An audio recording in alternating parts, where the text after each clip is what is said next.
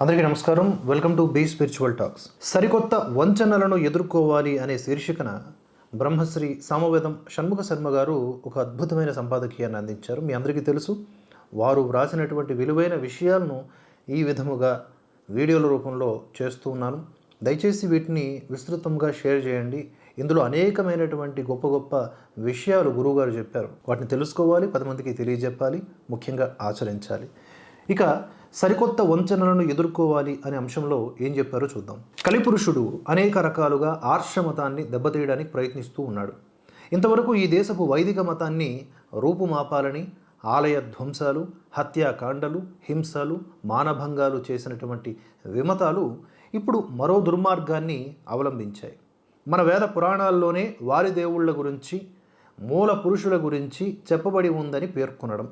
అందుకు వారు చేస్తున్నటువంటి కుయుక్తులు 2 రకాలుగా ఉన్నాయి. 1, వేదమంత్రాలకు, పురాణ శ్లోకాలకు తప్పుడు వ్యాఖ్యానాలు చేయడం. కొత్త సంస్కృత శ్లోకాలను రాసి అవి ఆ పురాణాల్లో ఉన్నాయని చెప్పడం. నిజానికి ఆ శ్లోకాల పూర్వపరాలు చూస్తే వారి అజ్ఞానం బయటపడుతుంది. వారు ఆరాధించే ప్రవక్తలే కల్కి అవతారం అనే దుస్సాహసానికి దిగిన మూర్ఖులు ఉన్నారు. ఈ దేశపు మతాన్ని, అవతారాలని, దేవుళ్ళని, సంస్కృతిని కాదనడానికి చేసే ప్రయత్నంలో ఈ దేశపు అవతారాలను, పురాణాలను స్పృశించవలసినటువంటి అవసరం ఏమొచ్చింది? ఇది అవివేకం, అజ్ఞానం కాదా? కల్కి గురించి చెప్పిన మాటలున్న పురాణాల్లో మన హైందవ దేవాలయాలు, హైందవ పర్వదినాలు, హైందవ ఆచారాలు, యజ్ఞ యాగాలు అన్నీ ఉన్నాయి. వాటిని అనాదిగా ఆచరిస్తున్న సత్సంప్రదాయాలు మనకున్నాయి. వాటిని సమూలముగా అంతం చేద్దామని పాశవిక రాక్షస ప్రవర్తనలతో పెచ్చరిల్లిన వారంతా కూడా ఇప్పుడు వాటి మూలాలలో తమ మూలాలు ఉన్నాయని చెప్పుకునేటంత దుర్బలత్వానికి దిగజారుతున్నారు. తమ మతాలలోకి మారమని ఏమార్చడానికి మన మతపు మాటలను మార్చి వాడుతున్నారు. హఠాత్తుగా వేద పురాణాలపై ఇంత ప్రేమ వారికి ఎలా పొడుచుకొచ్చిందో పాపం. మన సంస్కృతి ఆధారాలు చూపిస్తే గాని తమకు ఇక్కడ మనుగడ లేదని, తమకంటూ వ్యక్తిత్వమే లేదని ఒప్పుకుంటున్నారు. ఇక్కడ ప్రచారం చేస్తూ పిచ్చి పిచ్చి వ్యాఖ్యలతో తమ మతం వేదాలలో, పురాణాలలో ఉందని చెప్పుకుంటున్నప్పుడు అనాదిగా ఇక్కడే పుట్టి పెరిగి వేదాల మార్గాన్ని అనుసరిస్తున్న మనం వారి మతాన్ని స్వీకరించాల్సిన అవసరమేముంది?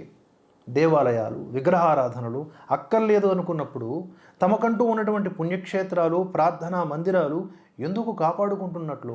మన వారిలో అనాసక్తి, మూర్ఖత్వం పెరుగుతుంది. కనీసం వివేకంతో ఆలోచించలేకపోతూ ఉన్నారు. వారి మతాలు ఎప్పుడు పుట్టాయో, ప్రవక్తలు ఎప్పుడు ఉదయించారో వారే చెప్పుకుంటున్నారు. అంతకు పూర్వమే ఉన్న వేదము, పురాణము, భగవద్గీతల వాక్యాలను తమ ఉనికికి ప్రమాణాలుగా చెప్పుకుంటున్నారు. అంటే వారికి తెలియకుండానే మన ధర్మపు, అంటే హిందూ మతపు ప్రాచీనతను, ఔన్నత్యాన్ని, శ్రీకృష్ణ పరమాత్ముని వారే అంగీకరిస్తున్నారు. ఇది వెన్నెముక లేని పైశాచిక వ్యక్తిత్వానికి ఉదాహరణ కాదా?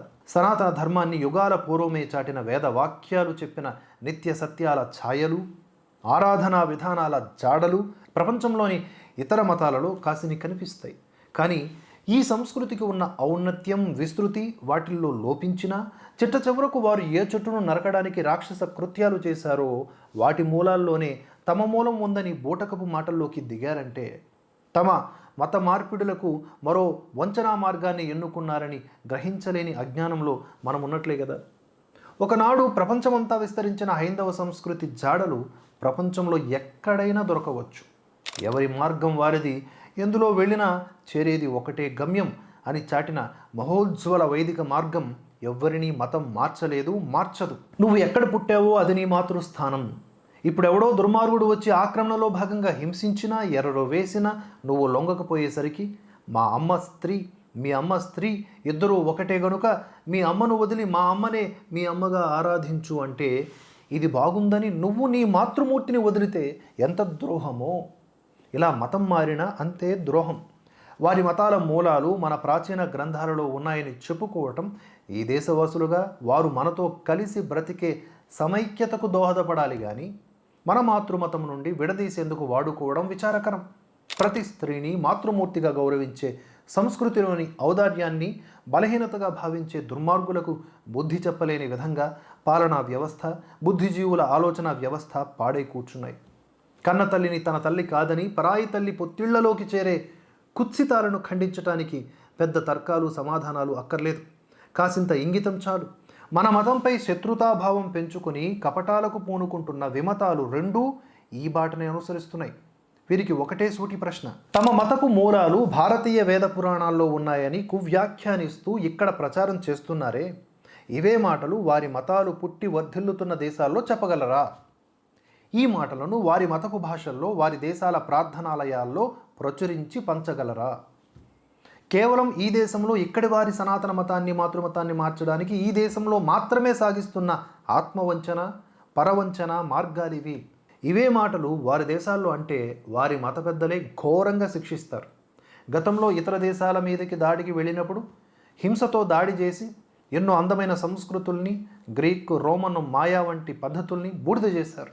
అవే ప్రయత్నాలు అంతకన్నా దారుణంగా చేసినా ఈ సంస్కృతి ఇంకా పచ్చగా ఉండటంతో మరో రకమైన కుత్సితానికి ఒడిగడుతూ ఉన్నారు.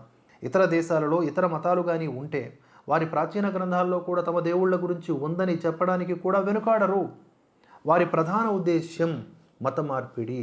ఇతరులను నిందించకుండా ఎవరి మానాన వారిని వారి పరంపరాగత ధర్మంలో ఉండనీయక ఇలా భ్రష్టు పట్టిస్తూ ఉంటే ఇది ఎందరికో మనస్తాపాన్ని కలిగించి క్రమంగా వైషమ్యాలకు దారి తీస్తుందని, చివరకు దేశానికే ముప్పు తెస్తుందని గ్రహించలేని స్థితిలో ఉన్నాం. ఈ దేశాన్ని ఆక్రమించుకొని పాలించి తిరిగి వెళ్ళిపోయినా ఈ సంస్కృతిని దురాక్రమించి రూపుమాపే ప్రయత్నాలు మాత్రం ఇంకా కొనసాగుతూనే ఉన్నాయి. ఒక దేశపు పరంపరాగత సంస్కృతి ఆ దేశపు తరతరాల ఆస్తి. దానిని నశింపజేయడం దేశాన్ని దోచుకోవడం కాదా? ఈ కాసింత అవగాహన ఈ దేశాల పాలక మేధావి వర్గాలకు ఇంకా కలగలేదా? విదేశాల్లో వివేకవంతులైన విజ్ఞానులు భారతీయుల సనాతన హిందూ ధర్మపు ఔన్నత్యాలని గ్రహించి ఇటు మళ్ళీ తరించుతుంటే ఇక్కడి అతి సామాన్యులను వృధా మాటలతో తమలోకి మార్చుకుని మెజారిటీని నిరూపించుకోవాలని ప్రయత్నించటం హాస్యాస్పదం, శోచనీయం. గుర్రం మీద తమ పూర్వీకుడు ఎక్కి వచ్చాడు కనుక ఆయనే కల్కి అవతారం అనుకుంటే గుర్రం ఎక్కిన ప్రతివాడు కలిగి అయిపోతాడా? అన్యాక్రాంతం చేసే మ్లేచ్ఛులతో యజ్ఞభూమి అయిన భరతవర్షం బాధితమైనప్పుడు కలికి వస్తాడు అని శంబళ గ్రామం హిమాలయాలలో ఋషులచే గుప్తమై అంటే రహస్యంగా ఉన్నటువంటి దివ్యధామమని భాగవతం, భవిష్య పురాణం చెప్పాయి. వాటి పూర్వపరాలు పరిశీలించక ధర్మద్రోహులైన మ్లేచ్ఛుల నాశనం కోసం రానున్నటువంటి కల్కి మ్లేచ్ఛులలోనే ఉన్నాడని, ముందే వచ్చాడని చెప్పడం మరో మ్లేచ్ఛభావం కాదా? ద్వాపర యుగంలో శ్రీకృష్ణుని కాలంలో ఒక ప్రబుద్ధుడు, అదే పౌండ్రక వాసుదేవుడు తానే కృష్ణుడు అని చెప్పుకొని పాపం నశించాడు. ఇది కలియుగం కదా, అవతారం ఇంకా రాకుండానే తామే అవతార పురుషులమనే కపటులు ఇంకెందరూ రానున్నారో పరమాత్మకే ఎరుక. కల్కి ఇప్పటికే అవతరించి తన పని పూర్తి చేసి ఉంటే నిత్య శాంతియుతమైనటువంటి కృతయుగం సహజంగా ఆవిర్భవించేది కదా. ఇన్ని అశాంతులు, దుర్భిక్షాలు, అశ్లీలాలు, దౌర్జన్యాలు ఉంటాయా? కనీసపు వివేకాన్ని కూడా తాము కోల్పోయి అందరినీ మూర్ఖులుగా చేయడమేనా మత మార్పిడి వారికి ఉద్దేశ్యం? అద్భుతమైన సర్వం బ్రహ్మమయం జగత్ అనే తాత్విక చింతనకు ఎదిగేలా చేసే సంప్రదాయాలను సశాస్త్రీయంగా బహుముఖాలుగా ఏర్పరుచుకొని బ్రతుకుతున్న అనాది భారతీయతకు ఎవ్వరి ప్రబోధాలు, నూతన మతాలు అక్కర్లేదు. నీ తల్లి నీకు గొప్ప, నా తల్లి నాకు గొప్ప, నీది నువ్వు ఆచరించు, నిన్ను గౌరవిస్తాను, మా వైదిక సంప్రదాయ శాఖలన్నీ మావి, వాటిని గౌరవించు, కానీ వాటిల్లో నీ ప్రతిబింబాన్ని చూపించి నన్ను నీలా మార్చడం ఎందుకు? నన్ను నాలా బ్రతకనివ్వు, నువ్వు నీలా బ్రతుకు, కలిసి బ్రతుకుదాం, కలుపుకొని బ్రతకవలసిన అవసరం లేదు అని చెప్పగలిగేదే నిజమైన సర్వమత సమ్మత మార్గం. అదే అసలు సెక్యులరిజం. చక్కని పురాణ విద్యలో పనికిమాలిన అవైదిక ప్రక్షిప్తాలు చాలా పేరుకుపోయాయి. ఔరంగజేబును గత జన్మలో కాశీ శివభక్తునిగా రాసిన కట్టు పురాణ కథ కూడా కనిపిస్తుంది. అదే మాదిరి కథలు హింసాళు అయినటువంటి గజనీని కూడా రాశారు. అవన్నీ ఆర్ష విద్యలు అని ఎలా అంగీకరిస్తాం? దీనికి అసలైన పరిష్కారం ప్రభుత్వాలు చేపట్టాలి.